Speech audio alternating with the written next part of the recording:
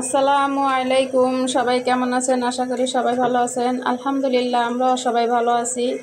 তো আজকে ভাবছি যে বাসায় কম মশলা দিয়ে, মশলা অত নাই, তারপরও কম মশলা দিয়ে কিভাবে বিরিয়ানি রান্না করা যায় আর খুব মজার টেস্টি বিরিয়ানি হয় এটা। তো আমি দেখতে থাকেন, আমি বিরিয়ানিটা রান্না করি।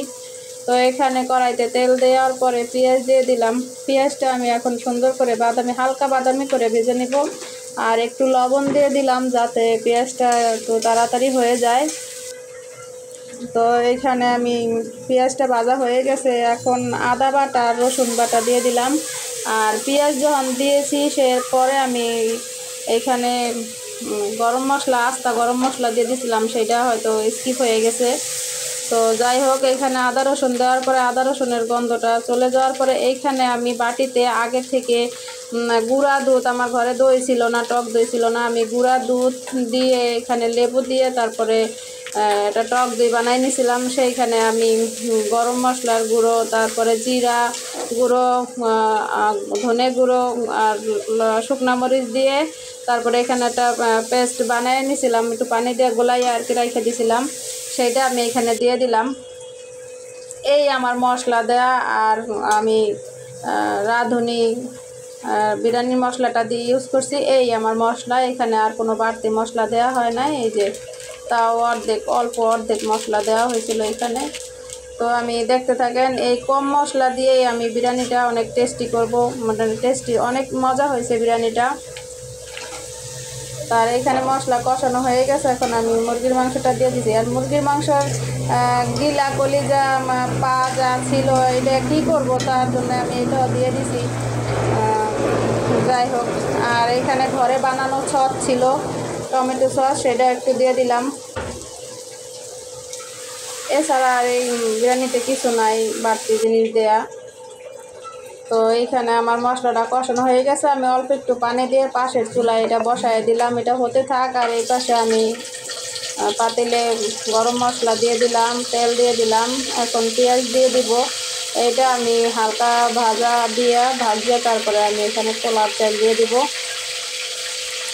তাই এই রান্নার ফাঁকে ফাঁকে আমি আরও অনেক কাজ করছি, ঘরে কাজ কাম শেষ করে তারপরে রান্নাও করছি। এদিকে মেয়েকে পড়তে বসাইছিলাম, ওর পড়া একটু পর এসে আম্মু এটা বলে দাও, ওটা বলে দাও, সেটা বলে দেওয়া, তারপরে লেখা দেওয়া, নোট করে দেওয়া, এগুলো করার পরে তারপরে ফাঁকে ফাঁকে রান্নাটাও করলাম। তারপরে এই যে এখন আমি পেঁয়াজটা ভাজা হয়ে যাওয়ার পরে ওইখানে একটা আদা রসুন বাটা দিয়েছিলাম। তো আদা রসুনটাও দেওয়ার পরে এখন এই চালটা আমি একেবারে ঝরঝরা করে ভাজা নিব আর কি। আর দিয়ে দিলাম লবণ, আগে মাংসের ভিতরে লবণ দিছিলাম, এখন আবার আরেক চামচ লবণ আমি এই পোলার চালের ভিতরে দিয়ে দিছি। তো এটা আমি ভালো করে ঝরঝরা করে ভাজবো। তো ওই চুলায় মাংস ছিল দেখে এই চুলায় আমি গরম পানি দিতে পারি না, আমি ঠান্ডা পানিটাই দিয়ে দিছি। আর এইখানে কিছু কিছু পানি দিয়ে দিলাম। আর হাফ কেজি লিকুইড দুধ আমি এইখানে 3 পট পোলার চালের ভিতরে হাফ কেজি লিকুইড দুধ আমি দিয়ে দিছি। এটা গরুর দুধ, গায়ের দুধ যেটা বলে আর কি, দেশি গায়ের দুধ, ওইটা দিয়ে দিছি।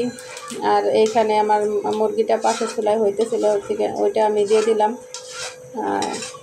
তো এখন আমি এটা নেড়ে চেড়ে এই আমার শর্টকাট রান্না আর কি দিয়ে দিলাম আমি এইখানে। জাস্ট আর কিছু দিব না, আমি এটা বলক উঠানোর পরে ভালো করে ঢেকে দিব। দেওয়ার পরে এটা আমি এখানে একটু কেওড়া জল আর একটু গোলাপ জল দিব। আর নামানোর আগে আমি একটু বেরেস্তা ছিটিয়ে দিব আর কি। এই আমার রান্নার সহজভাবে আর কি মজাদার করে কিভাবে রান্না করা যায় সেটা আর কি করলাম আজকে। অনেক ভালো লাগছিল, মজা হয়েছিল বিরিয়ানিটা। তো আপনারা দেখতে থাকেন, দেখছেন তো দেখেন। যদি ভালো লাগে প্লিজ লাইক কমেন্ট শেয়ার করে দিবেন। আর প্লিজ একটু সাবস্ক্রাইব করে দিবেন যাতে ভিডিওটা সবাই দেখে আর সবার আগে আপনাদের কাছে নোটিফিকেশন পৌঁছে যায়, আপনারা দেখতে পারেন। অনেক কষ্ট করে ভিডিও বানানো হয়, যদি আপনাদের একটু ভালো লাগে আপনারা একটু শেয়ার করে দিবেন প্লিজ। তো তো সবাই ভালো থাকেন, আর আমার ভিডিওটা কেমন হলো কমেন্ট করে জানাবেন।